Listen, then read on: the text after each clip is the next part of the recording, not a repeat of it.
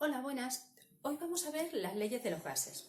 Y para estudiar los gases, lo primero que tenemos que tener en cuenta son las variables de los gases. Las variables de los gases son tres: presión, volumen y temperatura. La presión en el sistema internacional la medimos en pascales, pero podemos utilizar otras unidades, como son las atmósferas o los milímetros de mercurio.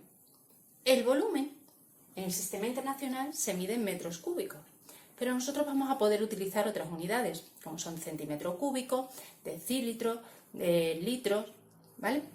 Y la temperatura. En el sistema internacional se mide en Kelvin y nosotros tenemos que utilizar obligatoriamente Kelvin. Aunque habitualmente utilicemos grados centígrados, a la hora de utilizar las fórmulas no podemos poner la temperatura en grados centígrados. Tenemos que ponerlo obligatoriamente en Kelvin, porque las temperaturas son temperaturas absolutas. Por lo tanto, esa temperatura que en el problema me lo dan en grados centígrados, lo tengo que pasar a Kelvin. ¿Cómo lo hago? Recordamos, la escala Kelvin y la escala centígrados se diferencian simplemente en 273. Por lo tanto, los grados centígrados sumamos 273 y ya tendríamos los Kelvin. La ventaja de la escala absoluta es que nunca nos vamos a encontrar temperaturas negativas, que eso nos puede dar una idea de por dónde es, porque igual que no hay temperaturas negativas, no puede haber volúmenes negativos ni presiones negativas. Bien, entonces vamos a ver las tres leyes fundamentales de los gases. Las tres leyes que tenemos, cada una de ellas mantiene constante una de las variables. Empezamos por la ley de Boyle-Mariot. En la ley de Boyle-Mariot, lo que mantenemos constante es la temperatura. Si yo mantengo constante la temperatura, resulta que el producto de la presión por el volumen es constante. Es decir, que presión y volumen son inversamente proporcionales. Cuando uno aumenta, el otro va a disminuir. Dicho de otra manera, P sub 1 por V sub 1 es igual a P sub 2 por V sub 2. O bien, presión inicial por volumen inicial es igual a presión final por volumen final. En forma de esquema, yo tengo un recipiente en el que puedo variar el volumen con un émbolo, ¿vale? Tengo un número determinado de partículas que se mueven a una determinada temperatura. Si yo mantengo esa temperatura y disminuyo el volumen, con el émbolo puedo presionar ese gas, entonces las partículas que se estaban moviendo tienen menos espacio para moverse, por lo tanto chocarán más. Y recordáis que la presión es una medida de los choques de las partículas con el recipiente. Si tienen menos espacio para moverse, van a chocar más y por lo tanto la presión es mayor. Es decir, que al disminuir el volumen, aumenta la presión, hay más choques. Eso, ley de Boyle-Mariot, que mantengo constante la temperatura. Ley de Gay-Lussac, lo que voy a mantener en este caso es el volumen constante.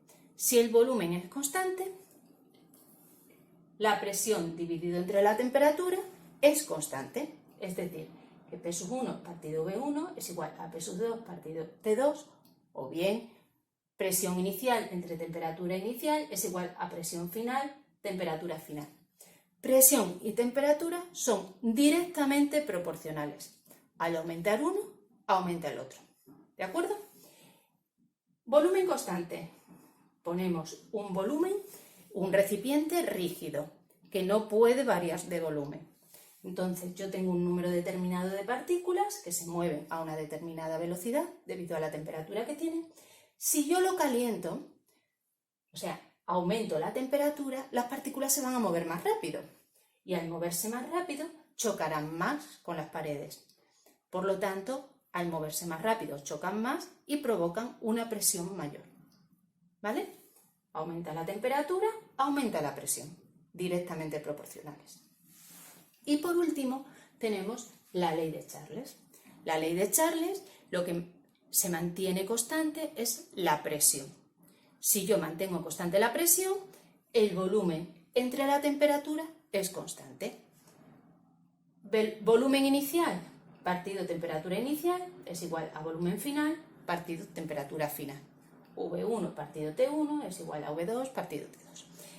Dicho de otra manera, volumen y temperatura también son directamente proporcionales. Cuando uno aumenta, el otro también aumenta. O si uno disminuye, el otro disminuye. ¿De acuerdo? Quedamos claro que la ley de Boyle-Mariot presión y volumen son inversamente proporcionales. En la ley de Gay-Lussac, presión y temperatura son directamente proporcionales. Y en la ley de Charles, volumen y temperatura también son directamente proporcionales. Bueno, explicando la ley de Charles, yo tengo un recipiente en el que hay un número determinado de partículas que se mueven a una velocidad debido a la temperatura, o sea, tienen una determinada temperatura. Si yo aumento la temperatura, esas partículas se van a mover más rápido. Como el volumen puede variar, al aumentar la velocidad de las partículas, van a intentar ocupar el mayor espacio posible, puesto que yo estoy manteniendo constante la temperatura. El número de choques tiene que ser el mismo, ¿vale? Y si es el mismo número de choques, lo único que me queda es que el volumen aumente. Ejemplo de esto, tenemos un globo con un número determinado de partículas en su interior y lo calentamos, lo ponemos al sol. Simplemente en verano, por ejemplo, lo podemos poner al sol. El globo se va a inflar. Se infla más porque las partículas de gas que hay en el interior se calientan, se mueven más rápido y por eso hace que aumente el volumen. ¿Sí? Entonces, las tres leyes de los gases hay que tener cuidado, principalmente con la ley de Gay-Lussac y la ley de Charles cuando hagamos los problemas. ¿Por qué?